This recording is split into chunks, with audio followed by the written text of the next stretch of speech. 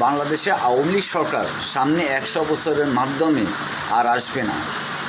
কারণ তাকে আগেও ভোট দেয় নাই, জোর করে ভোট নিয়েছে, ক্ষমতায় গেছে। যাবার পর ওনার উচিত ছিল শান্তি শৃঙ্খলভাবে রাষ্ট্র পরিচালনা করা, জনগণের সাথে ভালো ব্যবহার দিয়ে তাদের পাশে থাকা। ওনার যে একটা মানবতা ছিল, আসলে মানুষে যেটা ভাবতো, আসলে ওনার কাছে মানবতা নেই, উদারতা নেই। কঠিনের থেকে কঠিন তার হৃদয়। উনি এসেছে সোনার বাংলার মানুষের থেকে তার বাবার হত্যাকারীর প্রতিশোধ তিল তিল করে নিত।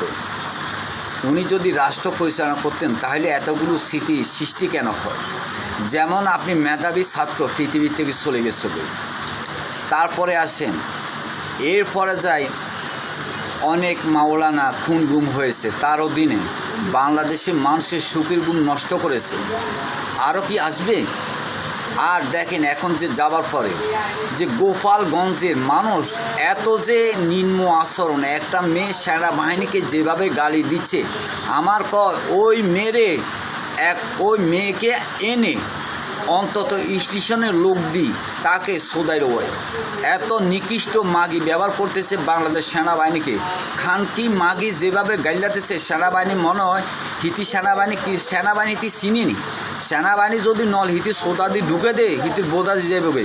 এই খানকি মাগি সেনাবাহিনীকে যেভাবে গালি দিচ্ছে, আমার মন চায় এই মাগিরে পৃথিবীর যে কোনো প্রান্তে আসুক, আমি মাগিরে দড়ি একবার স্টেশনে ছেলে দিয়ে সোদালো হয়। এই খানকি মাগি সেনাবাহিনীকে যেভাবে গালি দিচ্ছে, গায়ে চামড়া শিহরে উঠছে। আর সেনাবাহিনী হলো সোনার বাংলার প্রাণ, আর তুই মাগি গাইলে সেনাবাহিনীরে, তোর জন্মস্থান কোথায় রে খানকি মাগি? এই খানকি যদি সবাই থাকে বাংলাদেশে, আমি একটা কথা বলব, টিকটক অপশন যারা ব্যবহার করেন